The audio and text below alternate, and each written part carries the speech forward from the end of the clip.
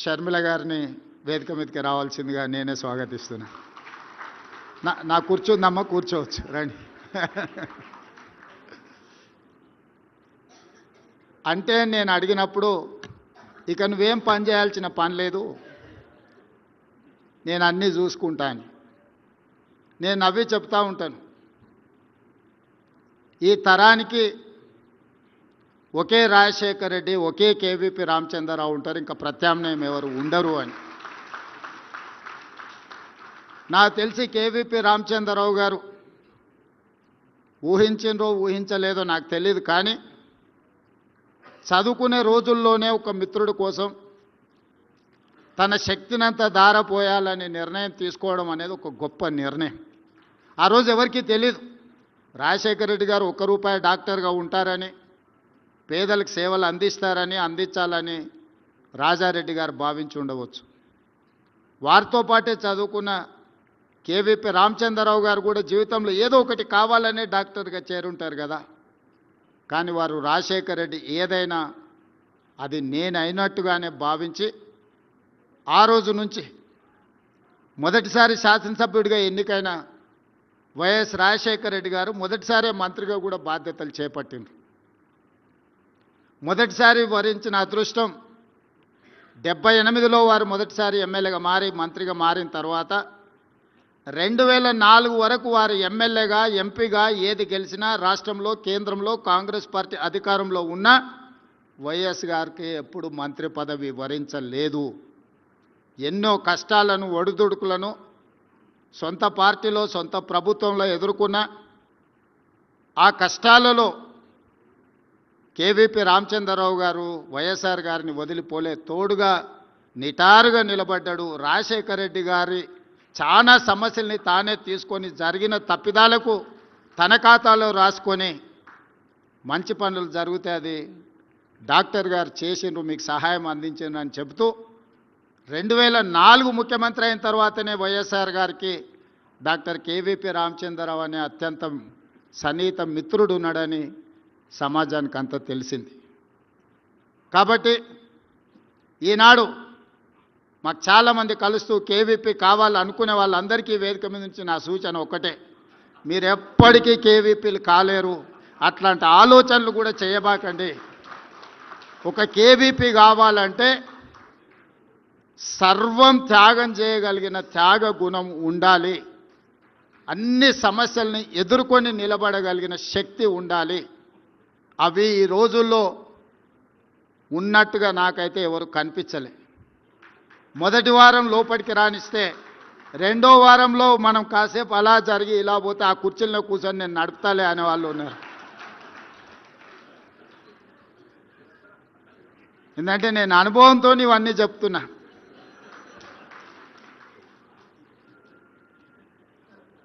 అందుకే ఈరోజు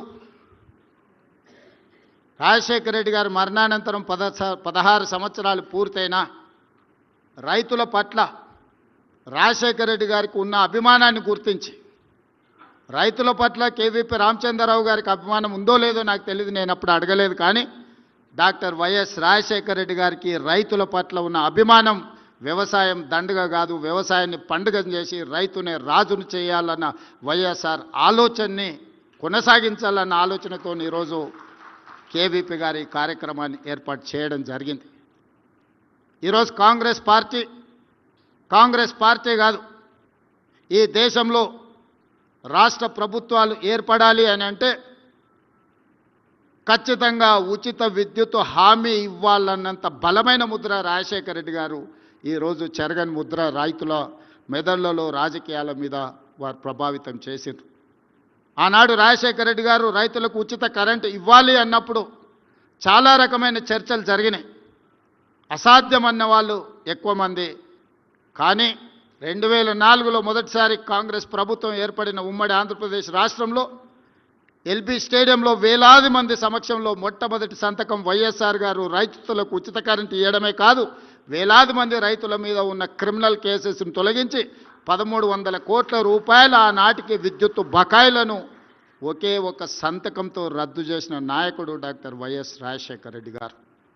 అదే కాదు, రైతులకు సంబంధించిన రుణమాఫీ కేంద్ర ప్రభుత్వం శ్రీమతి సోనియా గాంధీ మన్మోహన్ సింగ్ గారు చేసినప్పుడు కొంతమంది రైతులకు ఆ లబ్ధి జరగకపోతే వారు ఆలోచన చేసి ప్రతి రైతు కుటుంబానికి 5,000 రూపాయలు ఖచ్చితంగా ఇవ్వాలి అని దాదాపుగా 10,000 కోట్ల రూపాయలు మళ్ళీ 2008-9 సంవత్సరంలో వైఎస్ రాజశేఖర రెడ్డి గారు రైతాంగ కుటుంబాలను ఆదుకునే ప్రయత్నం చేసిండ్రు.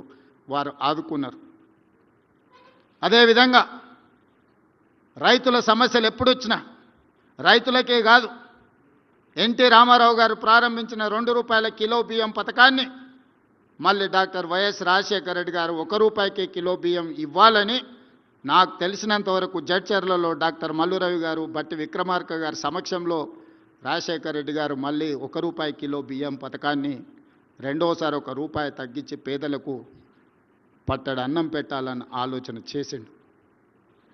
అదేవిధంగా ఈరోజు ఏ రాష్ట్రంలో ఎవరైనా రైతులకు ఉచిత కరెంట్ ఇవ్వాలన్న ఆలోచన చేస్తే వైఎస్ఆర్ గారిని గుర్తు చేసుకునేంత బలమైన ముద్రను రాజశేఖర రెడ్డి గారు ఈరోజు అందరి గుండెల్లో రైతుల ఆలోచనలో పదిలంగా చేసుకున్నారు. ఫీజు రియంబర్స్మెంట్ కావచ్చు, రాజీవ్ ఆరోగ్యశ్రీ కావచ్చు, ఇలాంటి సంక్షేమ పథకాలను ముఖ్యమంత్రులు మారినా, పార్టీలు అధికారంలో మారినా పథకాలను తొలగించలేనంత బలమైన ముద్ర వైఎస్ఆర్ గారు వేయడం జరిగింది. వారి ఆలోచనలు కొనసాగింపుగానే ఈనాడు తెలంగాణలో రాష్ట్ర ప్రభుత్వం పనిచేస్తుంది అని చెప్పి నేను ఈ సందర్భంగా సవినయంగా తెలియజేయదలుచుకున్నాను. రాజీవ్ ఆరోగ్యశ్రీ ఆనాడు రాజశేఖర రెడ్డి గారు 2 లక్షలతో ప్రారంభిస్తే ఈనాడు 10 లక్షల రూపాయలకు పెంచి రాజీవ్ ఆరోగ్యశ్రీని మేము కొనసాగిస్తున్నాం. ఫీజు రియంబర్స్మెంట్ని దళితులు, గిరిజనులు, ఆదివాసీలు, బలహీన వర్గాలకు సంబంధించిన పిల్లలే కాదు, మైనారిటీల పిల్లలు చదువుకోవాలి, డాక్టర్లు, లాయర్లు, ఇంజనీర్లు కావాలి అని 4% వైఎస్ రాజశేఖర రెడ్డి గారు రిజర్వేషన్లు ఇచ్చిన మైనారిటీ రిజర్వేషన్లను కూడా ఈనాడు కాంగ్రెస్ పార్టీ కొనసాగిస్తుంది. ఆ రిజర్వేషన్లతో పాటు ఈరోజు ఫీజు రియంబర్స్మెంట్ను కూడా ఈరోజు మేము కొనసాగిస్తున్నాం.